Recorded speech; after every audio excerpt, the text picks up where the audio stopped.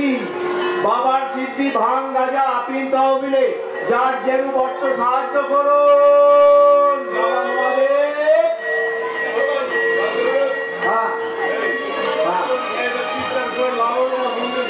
একদম সবাই সবাইকে আসতো হাত দিয়ে একটা জল বলে জল না বললেই হলো। ভোটের নিয়ম কি জানিস? যখন যার রাজত্ব তখন তার চেলারা তোলা তুলবে। এতদিন নারায়ণের রাজত্ব ছিল, কৃষ্ণ ভক্তরা তোলা তুলেছে। এখন আমাদের বাবার রাজত্ব, আমরাই বা হাত গুটিয়ে বসে থাকবো কেন? নিশ্চয়ই কিন্তু সবই তো ধন্য দেখবি, সবই ধন্য বড় কমে গেছে বাবার সেবায় কেউ সোজা আঙুলে না দিলে আঙুল ব্যাখ্যা করবো। যে তোলা দেবে না তার বাড়িতে ভূত প্রেত বাহিনী লেলিয়ে দেবো, বাড়িতে হাড় গোড় মরার মাথা ফেলবো। আর তাতেও যদি কাজ না হয়, বুঝলি নন্দী, তাতেও যদি কাজ না হয়, রাতের অন্ধকারে একা পেলে একেবারে ধরে চমকে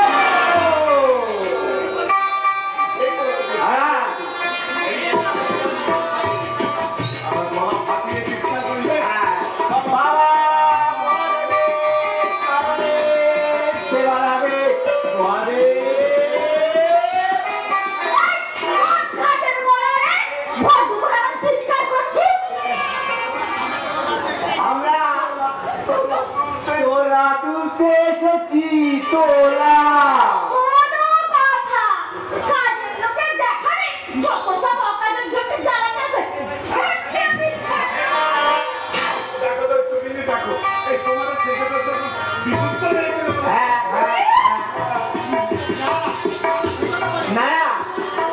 কথা বলিনি, মানে তোমার নামটা জানতে চেয়েছি।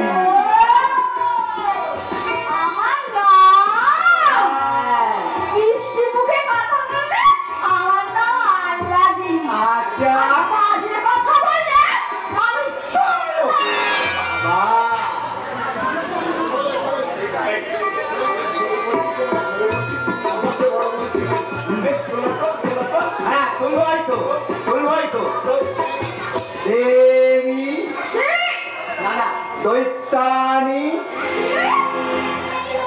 অমন করে চোখ রাগাবেন না ভাইনি, আমার সব গুলিয়ে যাচ্ছে।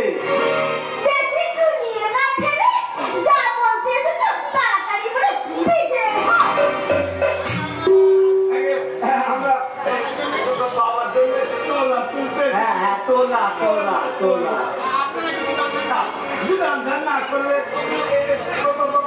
কি করে চলে বলুন তো? অনেক সন্তান তো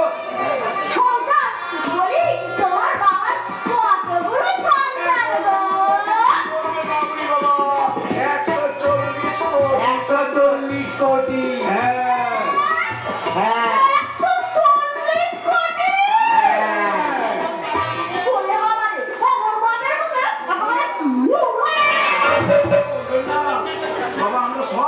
করতে পারি, কিন্তু আমাদের বাবা মায়ের নামে নিতে একদম সহ্য করতে একদম সহ্য করতে।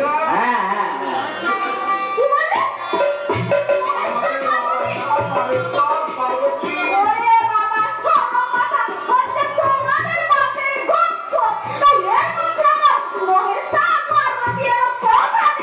ওই মহেশ্বরী তো আমাদের বাপ, আমার নাম ডিঙ্গি।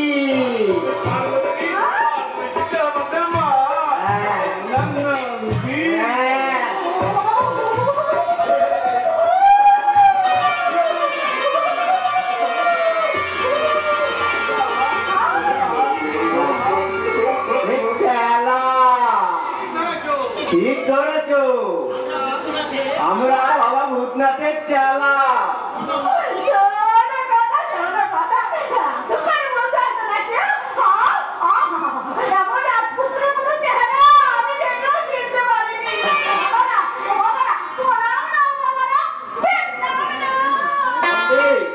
চল এই ফাঁকে আমরা কেটে পড়ি আর ভরা ডুবিও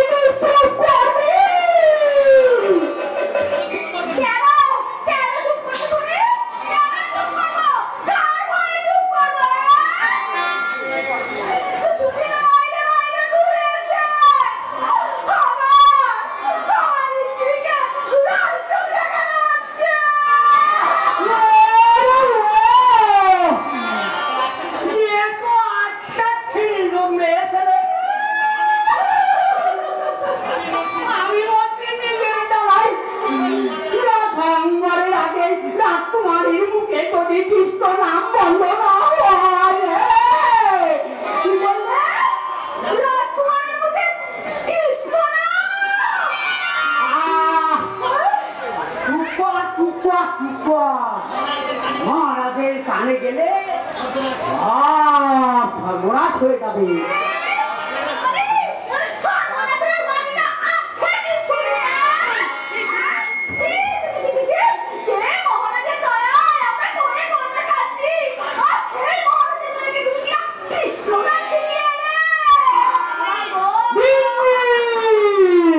না মাথাটা এবার যাবে দেখছি।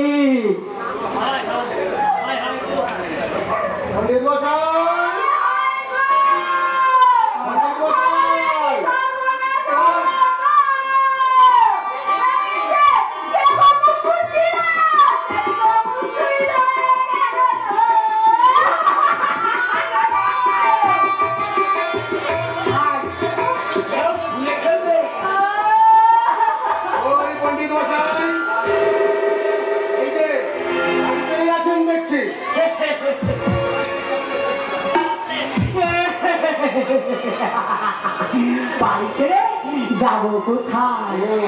সারাক্ষণ তো সহধর্মীর সঙ্গে শাস্ত্র আলোচনা করছি। শাস্ত্র আলোচনা করছেন?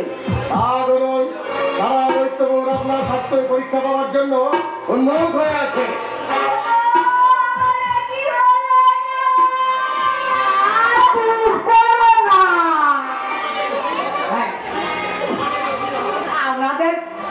হওয়ার কোনো কারণ নেই সেনাপতি মহাশয়। আমি রাজকুমারীকে যে শাস্ত্র জ্ঞান দিয়েছি আর যথাযথ পরিচয় পেয়ে মহারাজ যে একেবারে আনন্দ চলবে।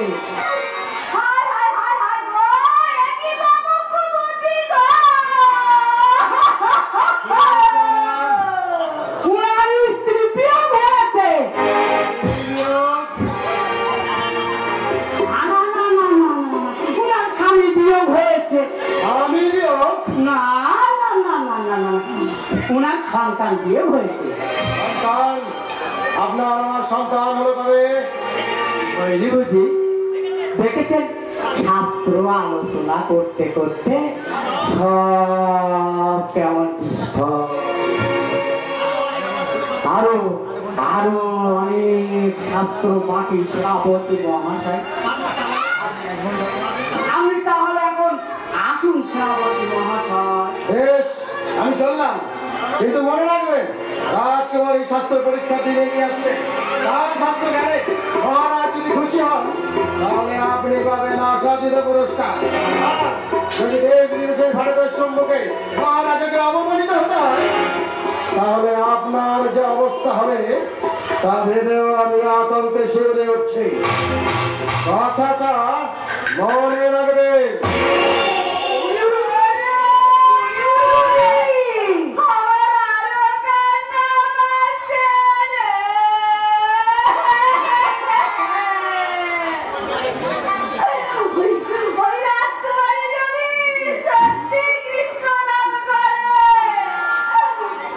রাজকুমারীর আগে তুই আমার সর্বনাশ করে চাইবি রে। এখনো এখনো বলছি চুপ কর।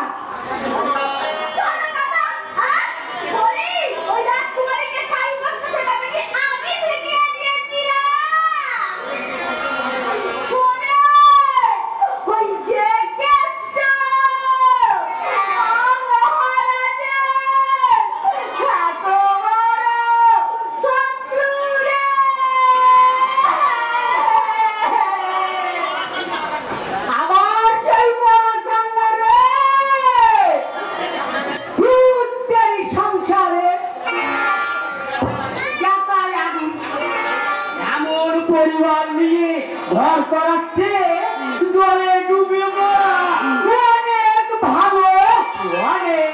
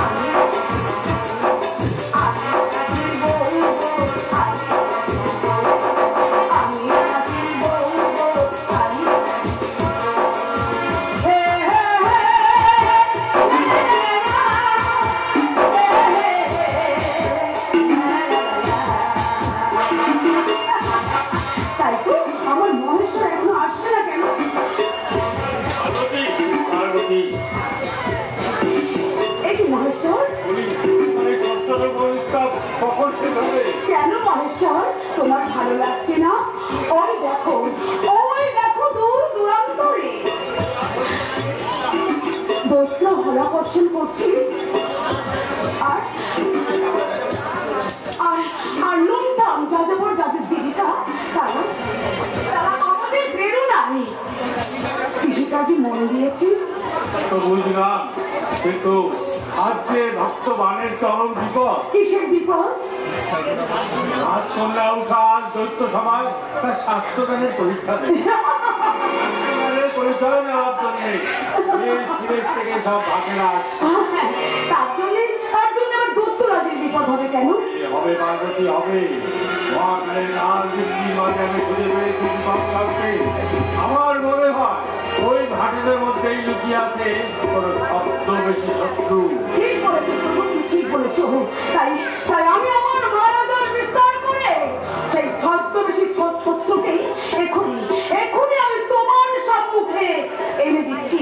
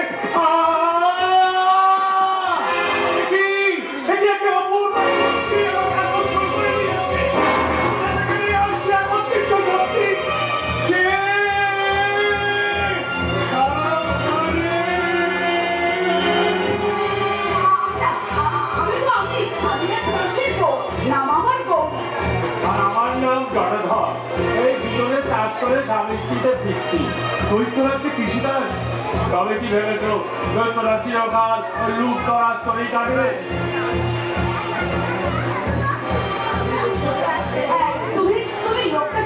আমি পরদেশি প্রতীক।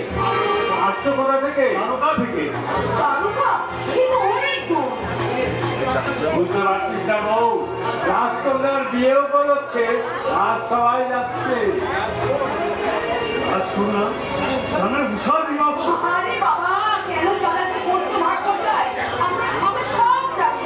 তোমার মতো কত ভাজনের সঙ্গে দেখা হলো, তারা সবাই বললো আমরা রাজসভায় যাচ্ছি রাজকন্যার বিদ্যে বুদ্ধি মাপতে। তা মাপতে গিয়ে ভাগ বসে লাঠিতে না দাড়ি পাল্লায়। তোমরা ভুল করছো, আমি ভাগ নই। তাহলে নিশ্চয়ই ঘোরতর কৃষ্ণ বিরোধী। কৃষ্ণ বিরোধী হবো কেন? তাও জানো না, আমাদের মহারাজ্যে কৃষ্ণের যত শত্রু আছে তাদেরকেই নিমন্ত্রণ করে নিয়ে আসছে এই রাজসভা।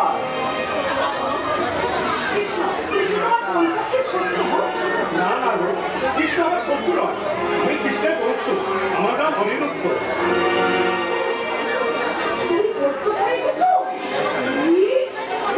জানতে পারলে তোমাকে একেবারে হত্যা করবে। আমি এ রাজ্যে এসেছি।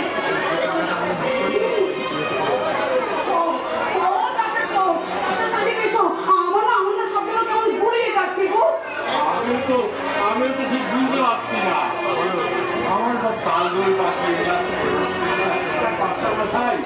তোমার জেনে শুনে দাদা মশাই তোমাকে এখানে পাওয়ালো, ওর বিবেচনায়। তার বিবেচনা বোঝার মতো ক্ষমতা তোমার নেই। তুমি তাহলে ওই রাজসভাতেই যাচ্ছ? আরে বাবা, কেন কথা বাড়াচ্ছ চাষার পো? বুঝতে পারছো না আমি দুধে এখন মিশে গিয়েছে। এখন ভাব গাড়ি, চল চল চল আমরা ঘরে ফিরি।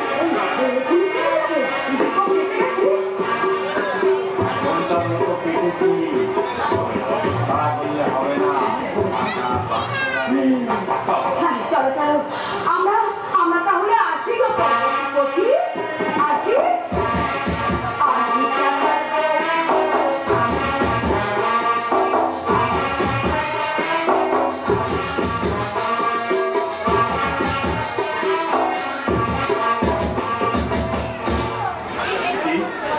কি আশ্চর্য কথা! তাহলে ভগবান শ্রীকৃষ্ণের কথা কি সব মৃত্যু হয়ে যাবে? যেমন দৈত্যরাজ, যেমন দৈত্যপুরী, সেখানকার সব প্রকৃতি যদি সত্যি মশার বিবাহ হয়ে যায়।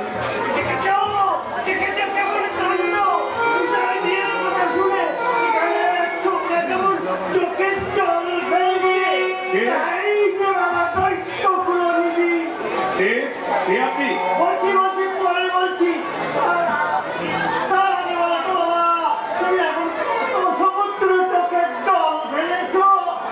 কি বলছেন আপনি?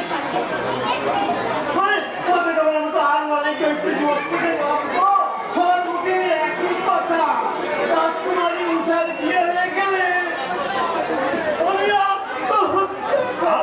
কথাবার্তা আপত্তিজনক। হতেই হবে আমি দৈত্যরাজের শ্যালো। আপনি দৈত্যরাজের শ্যালো? রাজকুমারীর মন পাওয়ার জন্য এখন আমাকেই তৈলাম দর্শক শুরু। আর রসিকতা রাখুন, আমার কথা মন দিয়ে শুনুন। প্রভু শ্রীকৃষ্ণ আমাকে এখানে পাঠিয়েছে। কি বলছো তুমি? হ্যাঁ, প্রভু শ্রীকৃষ্ণ আমাকে এখানে পাঠিয়েছে। দ্বারকা থেকে আমাকে শ্রীকৃষ্ণ এখানে পাঠিয়েছে কারণ দৈত্যরাজের আদেশ। তবে কি তুমি? আমি শুনে রাখুন না চলো, আমি যদুপতির বৌদ্ধ, আমি অনিরুদ্ধ। দেখি খাওয়ানো করে তোমাকে একবার দেখি। দুধের স্বাদ তো জীবনে পেলাম না, তাই ঢোলের স্বাদ গ্রহণ করেই আমি আমার পাশা মেটাই। তুমি বলছি ভগবানের রক্ত কি দিয়ে তোমাকে পূজা করবো? কোনখানে তোমাকে লুকিয়ে রাখবো? তোমার অপেক্ষা অস্থির হয়ে উঠেছে। দৈত্য সবাই যেতে কৃষ্ণ আমাকে নিষেধ করছে। আমি আপনার কাছে কখনো আশ্রয় করবো। পরের কথা পরে আনবে, এখন আপাতত এই কথাই থাক।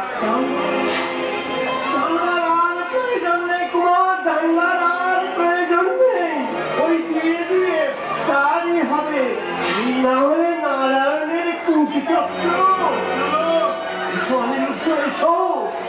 মহেশ্বরের কাছে উদ্ধার জন্য প্রার্থনা করতে এসেছিলাম, কিন্তু তার করবো না।